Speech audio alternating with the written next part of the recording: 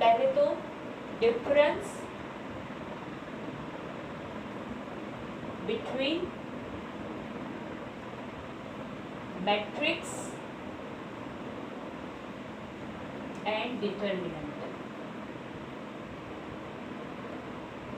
बहुत सारी ऐसी चीज़ें हैं। वैसे हम करते क्या है मैट्रिक्स एंड डिटर्मिनेंट में, वैसे डिफरेंस क्या है, तो जो भी एलिमेंट्स है उसको मैंने एज इट इज पुट कर दिया है, उनमें कोई मैंने चेंज नहीं किया। फिर भी बहुत सारे चेंजेस मुझे दिख रहे हैं in a matrix and determinant. तो पहले स्टार्ट करते हैं। मैट्रिक्स में क्या है,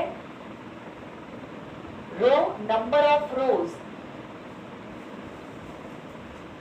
and number of columns can be or cannot be. It can be equal sometimes। कब, जब हमारा स्क्वायर मैट्रिक्स है तब इक्वल होगा, और it cannot be equal, compulsory नहीं है। यहाँ पे क्या है डिटर्मिनेंट में, इट इज कंपल्सरी। क्यों? क्योंकि हमारी डेफिनेशन ही ऐसी है, स्टार्ट ही होती है डेफिनेशन डिटर्मिनेंट की कहाँ से, कि a square matrix all elements we can put on the same place and convert into a determinant। मतलब number of rows and number of columns must be equal। It is must be equal। Okay, तो यहाँ पे first difference तो यहाँ पे हो गया। तो मतलब यहाँ पे order is m by n, यहाँ पे आप बोल सकते हैं ऑर्डर इज n। सिर्फ हम लिखते हैं order is n। Number two, अगर मैं किसी भी स्केलर से मल्टीप्लाई कर रही हूँ, we multiply all the elements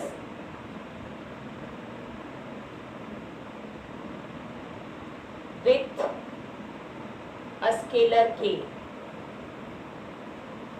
यहाँ पे मैं क्या करूंगी, टोटल सारे एलिमेंट्स, जितने भी एलिमेंट्स है हर एक को मैं स्केलर k से मल्टीप्लाई करूंगी। यहाँ पे क्या चेंज होगा, यहाँ पे हम अब भी देखेंगे कि अगर मैं मल्टीप्लाई कर रही हूँ तो I have to multiply any row और एनी कॉलम ओनली। एक साथ मैं सिर्फ k से अगर मुझे मल्टीप्लाई करना है, वहां पे हम क्या लिखते थे कि k इंटू ए। ठीक है, यहाँ पे मैं k इंटू ए लिखूंगी तो मुझे एक ही रो को मल्टीप्लाई करना है at a time, any one row और वन कॉलम। ठीक है, यहाँ पे हम हर एक एलिमेंट को मल्टीप्लाई करते थे, वैसे डिटर्मिनेंट में नहीं होगा। So at a time we can multiply one row और वन कॉलम, बाय k। ठीक है, हाँ, आप एक साथ दो रो को या दो कॉलम को मल्टीप्लाई कर सकते हैं डेफिनेटली। एक को मैं 2 से करूँ, एक को 3 से करूँ, वैसे कर सकते हैं। लेकिन k इंटू ए क्या आपका होगा, k इंटू ए मतलब सपोज मुझे 2 से मल्टीप्लाई करना है, मुझे a को 2 से मल्टीप्लाई करना है, तो मुझे क्या करना पड़ेगा, मुझे सिर्फ एनी वन रो या फिर वन कॉलम को ही 2 से मल्टीप्लाई करना पड़ेगा। अगर आपको याद है तो कल हमने सम किया था क्वेश्चन नंबर 3, उसमें क्या था कि अगर आप 2 इंटू ए कर रहे हो, ए आपका 2/2 है, तो यहाँ पे क्या हो रहा था, अगर मैं उसको डिटर्मिनेंट में कन्वर्ट कर रही हूँ तो बाहर निकलेगा 4 इंटू डिटर्मिनेंट ए। ऐसा क्यों हुआ, तो कि बाई चांस अगर मैंने 2 से मल्टीप्लाई किया, मतलब मैंने सारे एलिमेंट से मल्टीप्लाई कर दिया, तो सारे एलिमेंट से मल्टीप्लाई किया मतलब फर्स्ट रो में भी 2 एलिमेंट, सेकंड रो में भी 2 एलिमेंट, मेरे पास बेसिकली 2 रो या फिर 2 कॉलम्स आर देयर। तो अगर मैं एक एक में से बाहर कॉमन निकालूं वापस, तो फर्स्ट रो में से भी 2 निकलेगा, सेकेंड रो में से भी 2 निकलेगा. So your answer is 4 into determinant A. आपने उसके सेकेंड पार्ट में क्या किया, वहाँ पे हमने 3 से मल्टीप्लाई किया और यहाँ पे हमारा 3/3 था, तो उसको मैंने कन्वर्ट किया 3 इंटू ए में. This is my LHS. RHS क्या हो गई, RHS हो गई आपकी 3 डिटर्मिनेंट ए. क्यों, फर्स्ट रो में से 3 कॉमन निकला, सेकंड में से निकला, थर्ड में से निकला, मतलब यहाँ पे मैं हर एक एलिमेंट को सिर्फ 3 से मल्टीप्लाई कर रही हूँ. That's it. मेरा वैल्यू जो है मैट्रिक्स का 3 गुना बढ़ेगा. इट्स 3 इंटू ए. लेकिन डिटर्मिनेंट की वैल्यू कितनी बढ़ जाएगी, 27 गुना आपकी बढ़ जाएगी डिटर्मिनेंट की वैल्यू. ओके, तो वहाँ पे हम के से मल्टीप्लाई कर रहे हैं, तो we have to multiply at only 1 row और 1 कॉलम बाय के. चलिए नंबर 3. अभी हमने क्या, हाँ, मैट्रिक्स कांट बी एक्सपांडेड. हम एक्सपांशन नहीं कर सकते, हमने कहीं पे भी एक्सपांशन नहीं किया. हमने क्या किया, हमने कंपेयर किया. इक्वालिटी ऑफ मैट्रिसेस का यूज करके हमने XYZ जो भी हमारे वेरिएबल थे उनकी वैल्यू फाइंड की, लेकिन हमने कहीं पे भी एक्सपांड नहीं किया. Determinant it can be expanded. It can be expanded और expansion can be possible. Actually हम वही करते हैं. ओके, यहाँ पे क्या होगा, equality of matrices is available. मतलब we can compare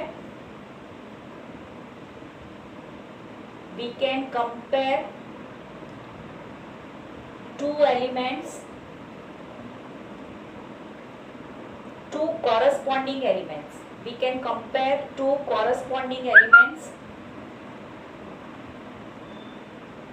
or any corresponding elements of two equal matrices. हमने कंपेयर किया था ना सम सॉल्व करने के लिए. तो यहाँ पे हम क्या कर सकते हैं, यहाँ पे हम लोग कंपैरिजन कर सकते हैं. जैसे मैंने यहाँ पे बोला, we can't compare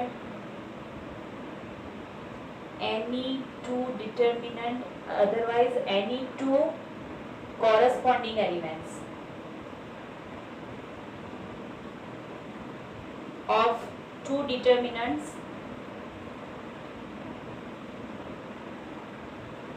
having same answer. मतलब यहाँ पे अगर यहाँ पे भी इस मैट्रिक्स का कोई मैट्रिक्स है, सपोज 1 1 1, यहाँ पे मैं 0 कर दूँ, यहाँ पे 1 कर दूँ. ठीक है, तो ये मैट्रिक्स है, इसका आंसर आप फाइंड करेंगे तो भी 1 आएगा. ठीक है, ऐसे बहुत सारे मैट्रिक्स पॉसिबल है. सपोज मैं लिख लूँ 3 1 1 2. देखिए इसका आंसर भी क्या आएगा, 3 - 2, वो भी 1 आएगा. बट ये सेम है नहीं है. ठीक है, तो मतलब यहाँ पे हम इक्वालिटी या फिर कंपैरिजन कर सकते हैं. यहाँ पे वी कैन नॉट कंपेयर. यहाँ पे आंसर आपका मैट्रिक्स फॉर्म में ही रहेगा. आप एडिशन करो, मल्टीप्लिकेशन करो या फिर इनवर्स फाइंड करो. All are matrices having numbers और functions. यहाँ पे मुझे क्या मिलेगा, हमेशा मैं कुछ भी कर लूँ मैट्रिसेस के साथ, मैं कुछ भी कर लूँ, जब तक मैं डिटर्मिनेंट में कन्वर्ट नहीं करती हूँ, your answer is always in a matrix form. ठीक है, यहाँ पे क्या होगा,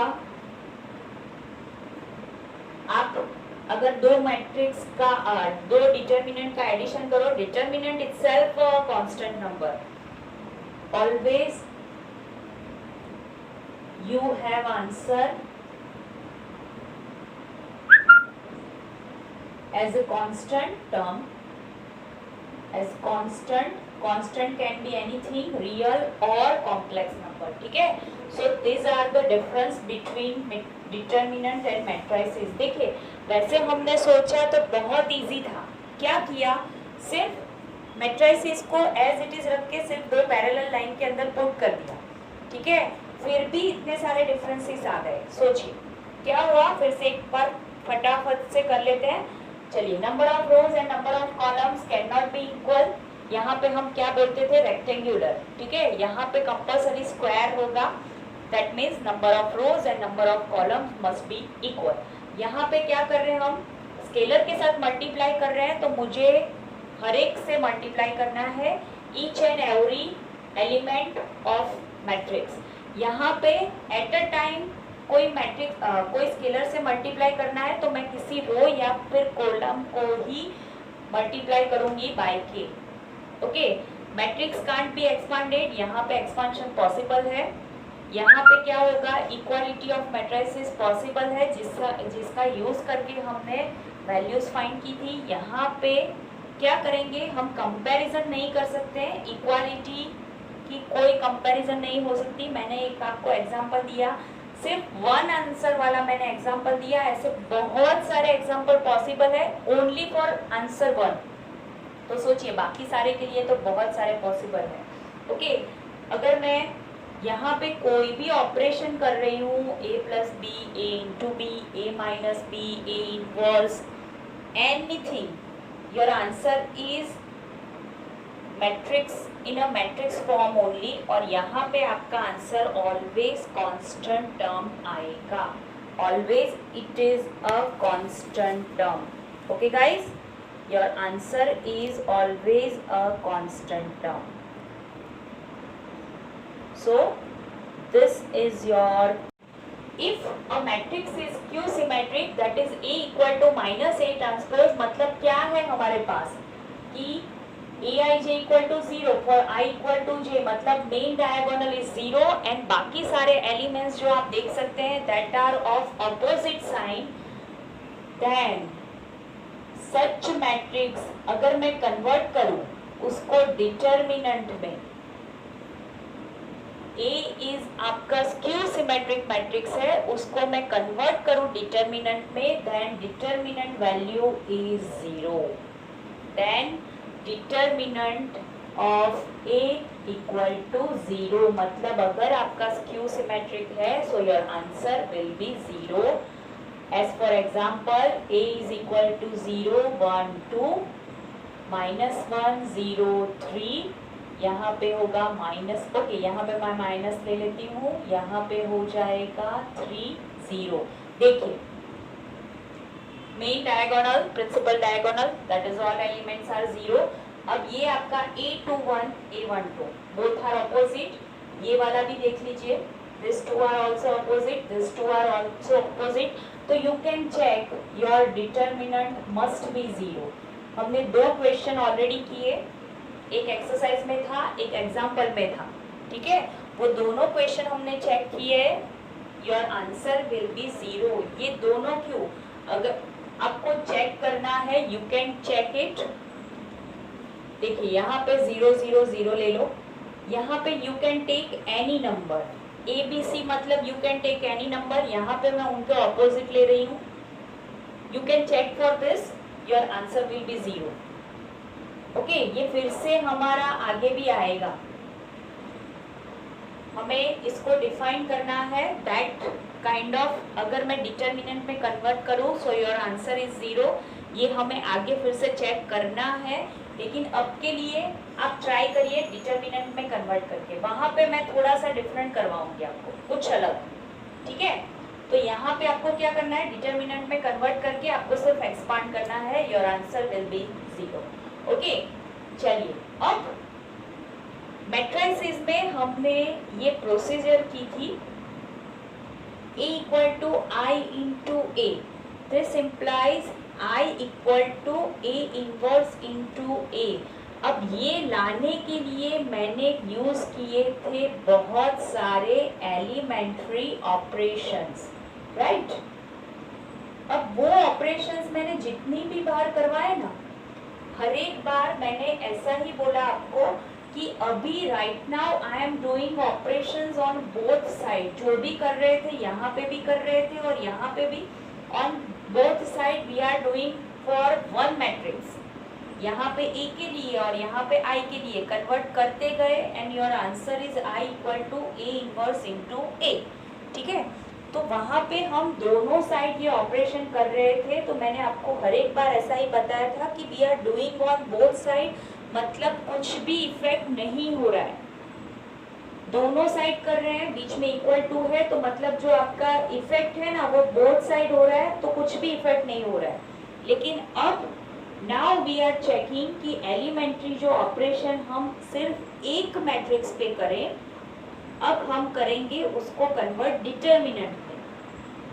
सो बेसिकली जितने भी एलिमेंट्री ऑपरेशंस हमने मैट्रिसेस में किए, now we are going to check how it effect on a determinant. Okay, जो ऑपरेशंस हमने मैट्रिसेस में किए, like convert all rows into the column और शफलिंग ऑफ रो, ठीक है, इंटरचेंज किया हमने रो को, या फिर मल्टीप्लाई करके सेकेंड रो को फर्स्ट रो में ऐड किया, या फिर टोटल मैट्रिक्स को किसी से मल्टीप्लाई किया, सिर्फ थर्ड रो को मल्टीप्लाई किया, सिर्फ थर्ड कॉलम को मल्टीप्लाई किया। तो वो सारे जो एलिमेंट्री ऑपरेशंस है अब डिटर्मिनेंट पे क्या इफेक्ट करेंगे, that we are going to study.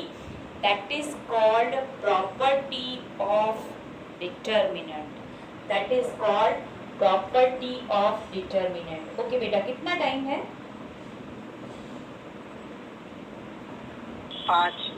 5 minute. Okay, तो एक प्रॉपर्टी हमारी हो जाएगी, प्रॉपर्टीज ऑफ डिटर्मिनेंट। हम ऑलरेडी सिंबल्स पढ़ के आए हैं, ऑलरेडी हमने सिंबल्स कर लिए हैं। I am writing first symbol, what is this? What is this?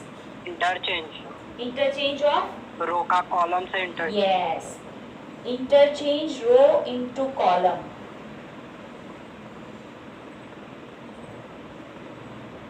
अब यहाँ पे मैं ऐसा नहीं लिख रही हूँ corresponding elements into corresponding element of column. Okay, ये हमें पता है रो को कॉलम में इंटरचेंज कर रहे हैं। So what is the effect? पहले वाला सपोज मेरा डिटर्मिनेंट जो है उसका वैल्यू डेल्टा है, तो after doing this interchanging row into column, it is not effect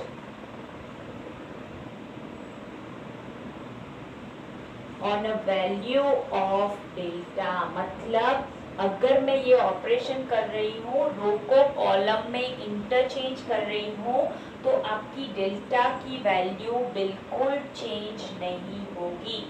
okay, तो मैं ये सिर्फ ऐसे लिख रही हूँ, ये है आपका determinant A equal to delta. Delta कुछ भी हो सकता है, आपका आंसर है suppose 2, 3, 4, 5 anything your constant term. ये डेल्टा भी क्या है? Constant term. तो अगर मैं RI टू CI कर रही हूँ, देखिए हमने पहले ही सेशन में क्या चेक किया कि आप किसी भी रो या किसी भी कॉलम से एक्सपांशन करो, your answer will B same. मैं फर्स्ट रो यूज करूँ, सेकेंड करूँ, थर्ड रो यूज करूँ या फिर कॉलम यूज करूँ, your answer is always same.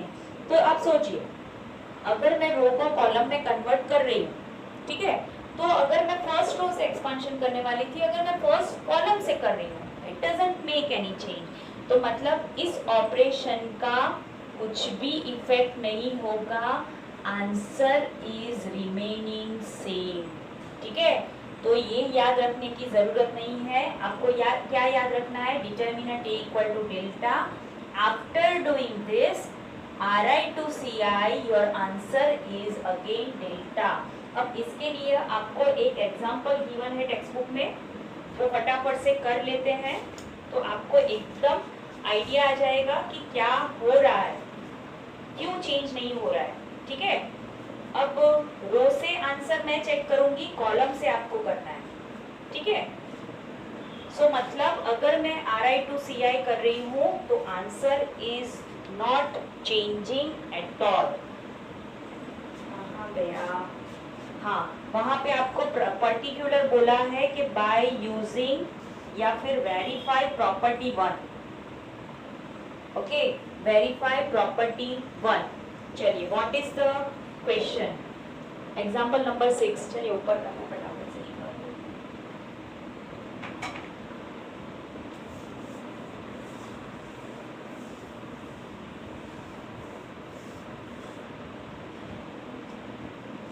Verifying property 1.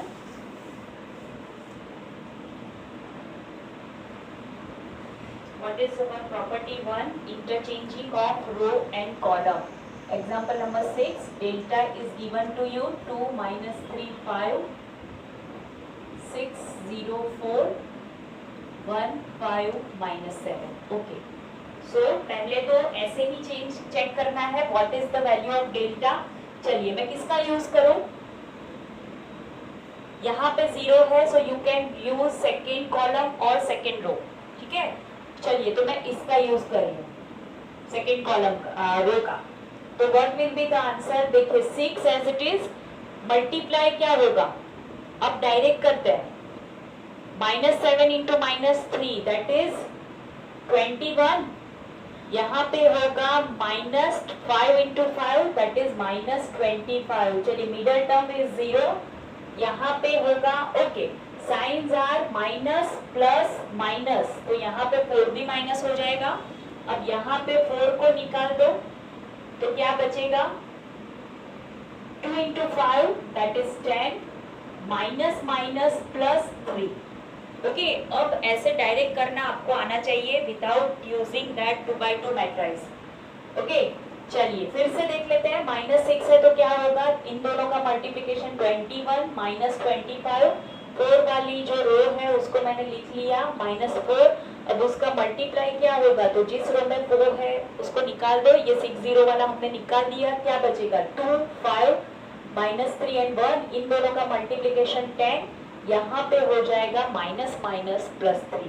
Okay, तो -6 इंटू यहाँ पे होगा -4, यहाँ पे होगा 13, -24 -52। So what is the answer? -76। अब आपको चेक करना है, क्या चेक करना है? ये जो मैट्रिक्स है उसको मैं कन्वर्ट कर रही हूँ Ri to Ci। ठीक है, तो क्या मिलेगा मुझे? Ri to Ci, यहाँ पे मैं सिर्फ इक्वल टू लिख रही हूँ Ri to Ci। देखिए फर्स्ट रो मैंने फर्स्ट कॉलम में कन्वर्ट किया, 6 0 4 1 5 -7। ऐसे अगर मैंने किया so my answer should be same -76। ये आपको चेक करना है। अब फर्क क्यों नहीं पड़ेगा? यहाँ पे मैंने सेकेंड रो को यूज किया था, यहाँ पे मैं सेकेंड कॉलम यूज कर लूँ, आंसर सेम आएगा, मल्टीप्लिकेशन भी सेम आएंगे, जो मल्टीप्लायर्स है वो भी सेम आएंगे। आपको ये वाला चेक करना है। Okay, so just check it.